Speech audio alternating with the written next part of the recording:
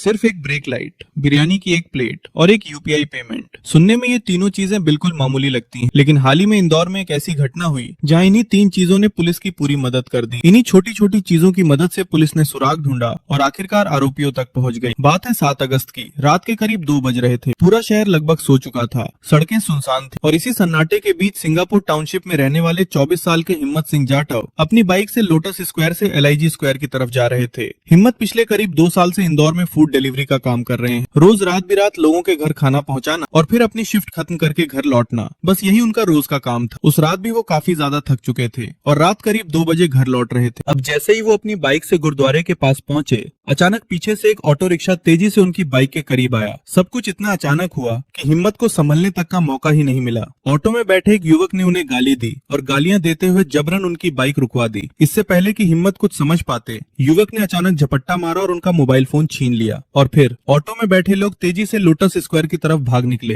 हिम्मत ने किसी तरह खुद को संभाला और अपनी बाइक स्टार्ट करने लगे। उस वक्त उनका दिल तेजी से धड़क रहा था, गुस्सा भी था और घबराहट भी। लेकिन बाइक स्टार्ट होने में कुछ सेकंड लग गए और वो कुछ सेकंड बहुत भारी पड़ गए। जब तक हिम्मत अपनी बाइक स्टार्ट कर पाते, तब तक ऑटो अंधेरे में पूरी तरह गायब हो चुका था। उन्होंने सड़क पर काफी देर तक इधर उधर देखा, लेकिन जब कोई सुराग नहीं मिला तो वो सीधे MIG थाने पहुंचे और लूट की शिकायत दर्ज करा दी। अब असली चैलेंज पुलिस के सामने था। न ऑटो का नंबर पता था, न आरोपियों का हुलिया साफ था और न ही पुलिस के पास ऐसा कोई सुराग था जिससे वो सीधे उन आरोपियों तक पहुंच सके। लेकिन पुलिस ने जांच शुरू की और सबसे पहले CCTV फुटेज खंगाली गई। AB रोड के दोनों तरफ लगे सैकड़ों कैमरों की फुटेज देखी गई। एक एक फ्रेम को ध्यान से चेक किया गया। ये पता लगाने की कोशिश की जा रही थी कि ऑटो किस डायरेक्शन में गया और रास्ते में कहां से गुजरा। हर छोटी बड़ी डिटेल पर नजर रखी जा रही थी और आखिरकार पुलिस को वो ऑटो दिखाई दे गया। CCTV में ऑटो LIG गुरुद्वारे के पास यू टर्न लेता हुआ दिखाई दिया और फिर विजयनगर की तरफ बढ़ गया। लेकिन सिर्फ ऑटो दिखाई देने से आरोपियों तक पहुंचना आसान नहीं था, क्योंकि उसकी नंबर प्लेट शायद CCTV में साफ नजर नहीं आ रही थी। लेकिन तभी पुलिस की नजर एक बेहद छोटी लेकिन बेहद इंपॉर्टेंट चीज पर पड़ी। ऑटो के पीछे सिर्फ एक ब्रेक लाइट जल रही थी, दूसरी ब्रेक लाइट खराब थी और यही खराब ब्रेक लाइट इस पूरे केस में उस ऑटो की पहचान बन गई।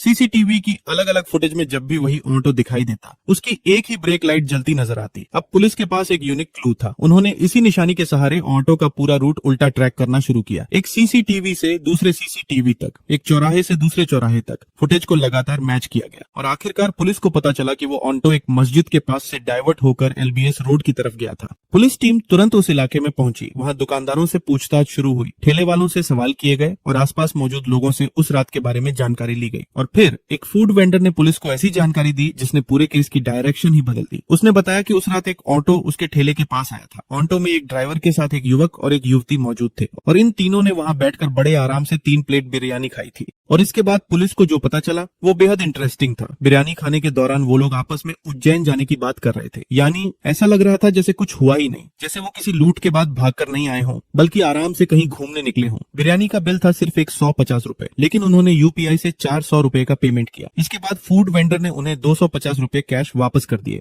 यहीं से पुलिस के हाथ वो क्लू लग गया जिसका उन्हें इतने समय से इंतजार था, एक UPI ट्रांजैक्शन और उस ट्रांजैक्शन के साथ जुड़ा हुआ एक मोबाइल नंबर। अब पुलिस की साइबर टीम ने इस नंबर की जांच शुरू की। लोकेशन और बाकी डिजिटल डिटेल्स को ट्रैक किया गया और जैसे जैसे जांच आगे बढ़ी वैसे वैसे कड़ियां जुड़ती चली गई। जो सुराग CCTV से शुरू हुआ था वो अब एक UPI ट्रांजैक्शन तक पहुंच चुका था और आखिरकार पुलिस दोनों आरोपियों तक पहुंच ही गई। दोनों को गिरफ्तार कर लिया गया। लेकिन इन लोगों को जरा भी अंदाजा नहीं था कि जिस बिरयानी को वो लूट के तुरंत बाद इतने आराम से बैठकर खा रहे थे, उसी बिरयानी का पेमेंट उनकी सबसे बड़ी गलती बन गया। जिस पेमेंट को उन्होंने शायद एक मामूली ट्रांजैक्शन समझा होगा, वही पेमेंट पुलिस के लिए एक बड़ा सुराग बन चुका था। पुलिस ने आरोपियों के पास से लूटा हुआ मोबाइल फोन बरामद कर लिया है। इसके अलावा वारदात में इस्तेमाल किया गया वही ऑटो रिक्शा भी बरामद हो चुका है, जिसकी पहचान सिर्फ एक खराब ब्रेक लाइट की वजह से हो पाई थी। अब जरा इस पूरे केस को एक बार फिर सोचिए। एक तरफ सिर्फ एक खराब ब्रेक लाइट, दूसरी तरफ बिरयानी की 3 प्लेट और फिर सिर्फ 400 रुपए का एक UPI पेमेंट। इन 3 छोटी छोटी चीजों ने मिलकर लूट की इस पूरी वारदात का पर्दाफाश कर दिया।